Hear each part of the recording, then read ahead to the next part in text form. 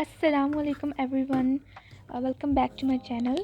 सो video start करने से पहले मैं आपको ये कहना चाहूँगी कि ये जो वीडियो है ये 3 वीक्स पुरानी है, क्योंकि मैंने सोचा था कि मैं इसको एडिट करूँगी और अपलोड करूँगी, पर क्योंकि रमज़ान चल रहा था और साथ में अपनी तैयारी कर रही थी, और बीच में अभी रमज़ान के एंड में मैंने आपको बताया कि मेरे साथ एक काफ़ी बड़ा हादसा हुआ है कि मैं जल गई हूँ। मेरी टांग जली है और मेरा पाँव भी जला है, एक मेरा लेफ़्ट टांग और लेफ़्ट पाँव। तो मैं अभी बेड रेस्ट कर रही हूँ और मैं अपना बैठ के जो कुछ पढ़ सक रही हूँ पढ़ने की कोशिश कर रही हूँ, अपना टाइम नहीं वेस्ट कर रही। पर अल्हम्दुलिल्लाह मैंने रमज़ान में काफ़ी ज़्यादा सिलेबस कवर कर लिया था।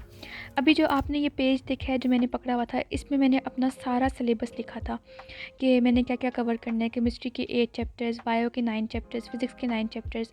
तो उस वक्त तक आप देख सकते हैं कि काफ़ी खाली है। जो जो होता जा रहा था मैं उसको कलर करती जा रही थी कि देखो ये चैप्टर हो गया, ये हो गया।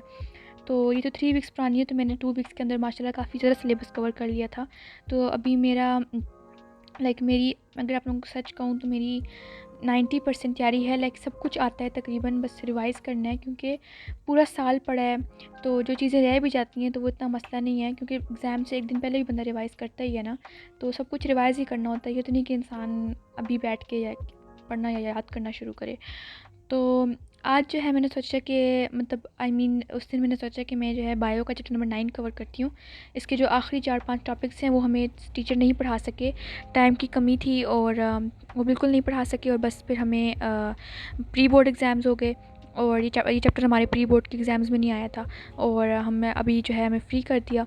तो फिर मैंने ये सारा बैठ के ख़ुद पढ़ा, वीडियोस देखी, टॉपिक्स को समझा। ये आर्टरीज़ वाला टॉपिक मैं समझ रही हूँ।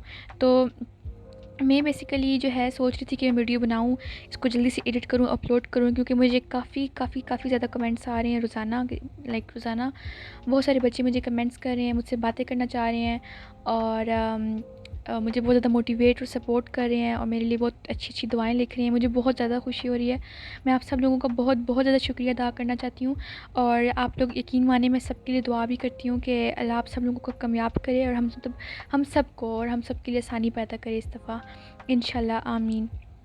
बाकी बहुत ज़्यादा बच्चे घबराए हुए हैं मेरे समेत कि बस 5 दिन रह गए हैं, 4 दिन रह गए हैं। इस तरह रोज़ मुझे कमेंट आता है कि मुझे बहुत डर लग रहा है, आई एम स्केयर्ड, और ये और वो।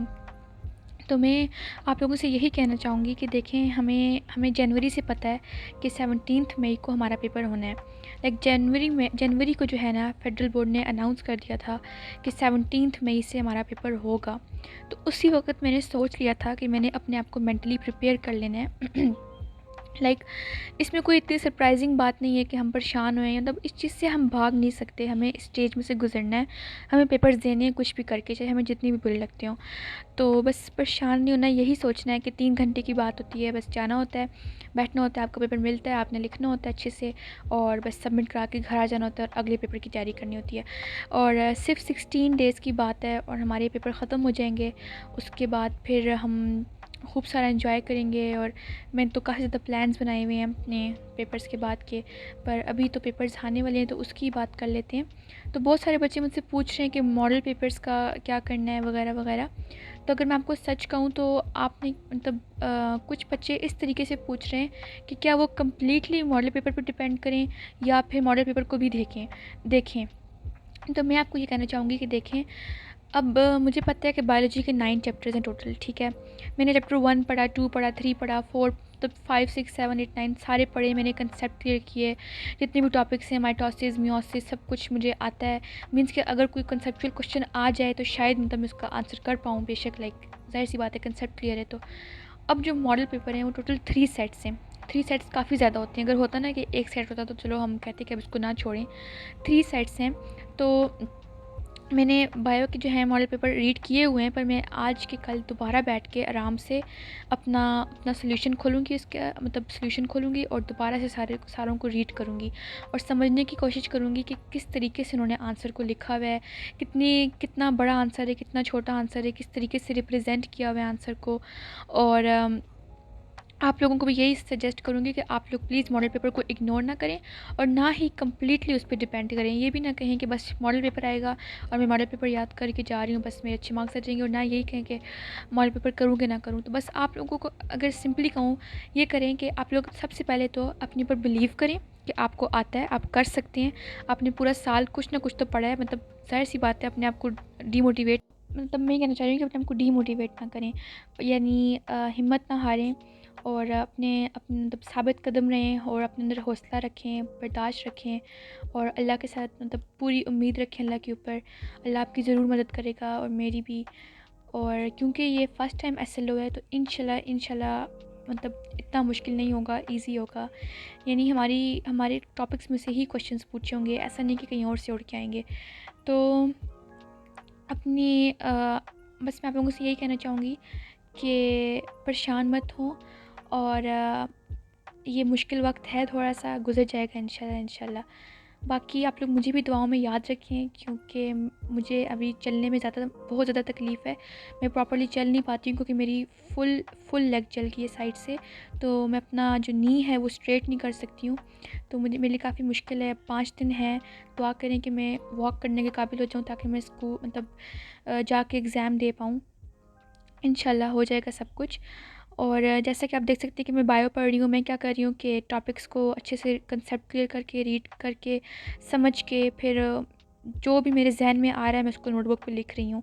मतलब मैं बुक से कॉपी नहीं कर रही हूँ, मैं अपनी वर्डिंग में उस टॉपिक को लिख रही हूँ ताकि बस एक बार ज़हन में पक्का हो जाए। इसको आप कह सकते हैं लास्ट मिनट प्रिपरेशन, ठीक है? तो मैं रीड कर रही हूँ सब कुछ, या मैं बिल्कुल टीचर ने नहीं पढ़ाया पर मैं इसको सारा समझ रही हूँ और शुक्र है मुझे समझ भी आ रहा है।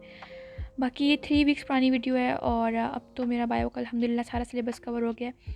बस एक बार दोबारा रिवाइज़ करना है। और फ़िज़िक्स की जो रिवीजन है ना वो मैं ट्यूसडे का पेपर है ना, तो मैं संडे वाले दिन फ़िज़िक्स को सारा रिवाइज़ करूँगी। संडे वाले दिन बैठूँगी और जितने भी 9 चैप्टर्स हैं मैं सारे रिवाइज़ कर लूँगी क्योंकि फ़िज़िक्स मुझे बहुत अच्छी आती है। मेरे प्री बोर्ड में भी फ़िज़िक्स में जो है 64 मार्क्स आए थे और उससे पिछले एग्ज़ाम में मेरी पूरी क्लास में 65 मार्क्स आए थे, लाइक पूरी क्लास में, और किसी बच्चे के 65 नहीं आए थे, सिर्फ मेरे आए थे। तो फ़िज़िक्स की मेरी बहुत अच्छी तैयारी है और फ़िज़िक्स का बस मैं मॉडल पेपर एक बार दोबारा रिवाइज़ करूँगी और सारे टॉपिक्स को एक बार दोबारा रिवाइज़ करूँगी तो इंशाल्लाह हो जाएगा और आप लोगों ने भी ऐसा ही करना है। और मैं आप लोगों का वंस अगेन बहुत ज़्यादा शुक्रिया अदा करना चाहूँगी। और अगर आप लोगों ने अभी तक मुझे सब्सक्राइब नहीं किया तो प्लीज़ सब्सक्राइब कर दें मुझे और मुझे सपोर्ट करते रहें। इंशाल्लाह मैं आगे जो है काफ़ी ज़्यादा वीडियोज़ लाऊँगी और मतलब हम लोग मिल के बातें करेंगे, अपने प्रॉब्लम्स को डिस्कस करेंगे और साथ मिल के पढ़ेंगे, बहुत मज़ा आएगा। बस इस दफ़ा एक तो मेरे साथ ये इंसिडेंट हुआ है, दूसरा एग्ज़ाम्स हैं, तो इतना मतलब मुझे थोड़ी मुश्किल हो रही है सब कुछ करने में। पर एक बार मेरे ये 9th के एग्ज़ाम्स हो जाएँ तो इंशाल्लाह फिर मैं पूरी कोशिश करूँगी कि 10th ग्रेड से मैं काफ़ी ज़्यादा इंटरेस्टिंग वीडियोस और टॉपिक्स पे और लाइक सब कुछ जो कुछ आप लोग रिक्वेस्ट करेंगे उस पे बनाऊँगी वीडियोस। तो once again thank you so much for all your prayers, love and support, and please keep supporting me. अल्लाह हाफिज़।